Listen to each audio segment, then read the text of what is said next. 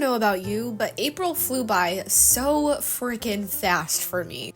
It's like I blinked and it was my birthday. I know I usually do like a little cozy Q&A for my birthday video, but to be honest, I completely forgot this year. So maybe that'll be the next video. Anywho, lately I've been feeling like I'm trying to do too many things and none of them very well.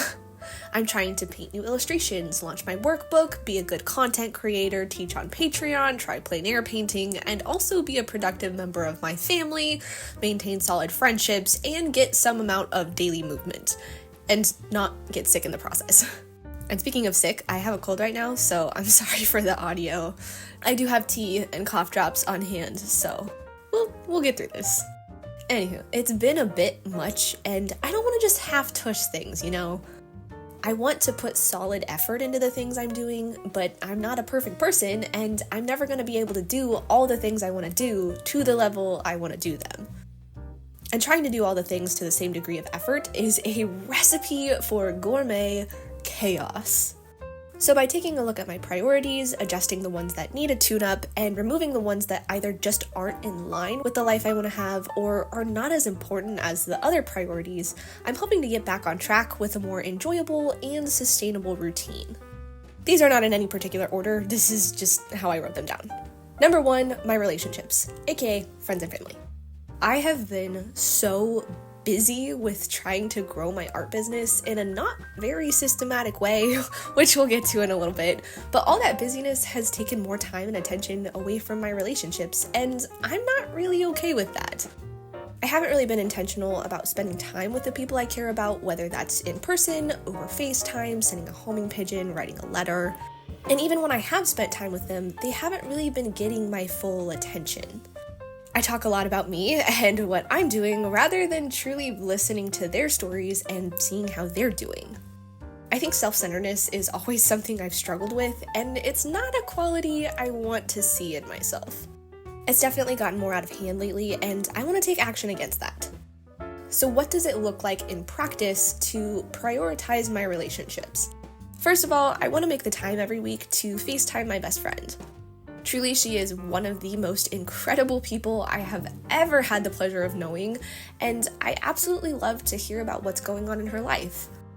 Literally every time we call, I always come away feeling lighter, more encouraged, more joyful. Genuinely, I want to be her when I grow up because that's a pretty amazing effect to have on people. I also want to be more intentional about speaking less and listening more. Y'all know, I love to talk. I wouldn't be standing here recording this right now with a sore throat if I didn't. I am not a quiet person. I am very, very chatty. But like I said earlier, I also tend to lean more self-absorbed, so I want to be more intentional about not only giving other people a chance to speak, but also to give them my full attention when they do. Not letting my mind wander, but actually listening to them. Number 2, my creative practice. I get it, this is an art channel, so you're probably here for the art stuff. Y'all know I've been talking non-stop this year about the importance of nurturing your creative practice, and I do believe I've been more intentional about nurturing mine this year. That said, the last month was a bit chaotic, and I didn't really make as much space for that. I painted 2 pretty large full scene illustrations in April, and that took up the majority of my creative time. I'd finished painting for the day, and I just didn't really have much creative juice left over for sketchbook playtime or smaller paintings like this one. However, May looks like it's going to be a little bit of a slower month, so my goal is to be able to make more time for my art and have a more balanced mixture of creativity by creating 1 full illustration and some smaller sketches and paintings. I have some more black watercolor paper that I want to use. I'd love to paint another Meraki Meadow character like this one. I also took my sketchbook outside recently to do a little bit of plein air painting and had an absolute blast, so I'd really like to do that again sometime this month too. Maybe I need to start planning like artist dates with myself to actually do this stuff. Anywho, another thing I really want to prioritize this month is my health. Now this is always something that I try to think about, but I think it's particularly important right now. I've been dealing with some newer health problems that are kind of taking more of my energy right now and making things a little bit more difficult than they typically are. More than likely it's going to be a little bit before I can see a specialist about it, but in the meantime, I really want to make sure that I'm getting enough sleep, eating those fruits and veggies, and dessert, of course. I'm a firm believer that dessert should be a part of every day. I'm also trying to find a good balance for exercise too. I've been doing more weightlifting this year, which is fun, but not always the safest thing for me when my energy's down. Obviously, I'm still a big fan of Pilates and yoga, so maybe we'll stick more with those for a little bit. It's also beautiful springtime right now, so I've been going for a lot of walks lately and soaking up the sunshine. Pro tip, if you're in a crummy mood, go outside. Literally like a 5-minute walk is gonna do you so much good. Another reason for the bigger prioritization, is that how you say that? Prioritization? Anywho, another reason for prioritizing my health right now is that we're coming up on summer where I have a lot more events that I volunteer at, and I want to be at my best for those. One of them is an event with a lot of lifting and a lot of walking. Another one is a camp I volunteer at, so my energy really needs to be up for the kids. We do a lot of activities, all of the things. Last summer, I had a little bit of a scare after an event where I kind of overdid it just a little bit and spent the next 2 days basically unable to wake up for more than about 2 minutes at a time. Moral of that story, you can't be helpful if you're not conscious. So hopefully by balancing good food, good movement, and good sleep, I'll be in a good place to serve at all my favorite summer events. And number 4, my business. Like I mentioned earlier, I haven't really been the most systematic about growing my art business lately. Instead of picking 1 or 2 things to focus my attention on, I've been doing the chuck the spaghetti at the wall and see if it sticks method, which is neither enjoyable nor helpful. YouTube's been a little bit slow lately. My last few videos pretty much tanked, which is a bummer. Instagram has been absolutely dead for me, so I think we need to change some things up. First of all, let's look at what's gone well. I launched the Nurture workbook 2 weeks ago, and it's been a little bit slow going, but I do think it's starting to gain some traction. More and more people are popping into the Discord group, and I'm really excited to see everyone start growing together. I want to be more intentional about marketing the workbook. I'm not fully sure what that looks like yet, but I believe it's something that's capable of really helping a lot of creatives, and I want to put more of my effort into getting it out there. Patreon's been going pretty well too. We just started our new quest for May and June on developing an illustration from brainstorming to finishing a piece. Y'all, I think this is my favorite quest yet. I loved walking through the illustration process and all the different twists and turns you can take with it. Y'all know I love storytelling, and illustration is my medium for that. Several of the curious creatives have already started sharing their brainstorming pages in the group, and y'all, I cannot wait to see these finished pieces. Seriously, everyone is so creative, and I really love watching these pieces come together. I'll have to see if they'll let me share some of their artwork in a video at some point. I don't know. I think that'd be fun. Anywho, so Patreon is going pretty well, but I do want to be more intentional about posting there more often. I'm pretty active in the group for the Curious Creatives, but I don't share a ton on the regular Patreon page, usually just like 1 post a week.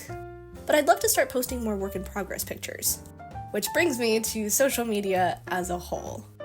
To be entirely honest, if this wasn't my business, I would not have social media at all. Like, even a personal account. If I like an artist, I would much rather subscribe to their email list or buy their art book than try to keep up with them on Instagram.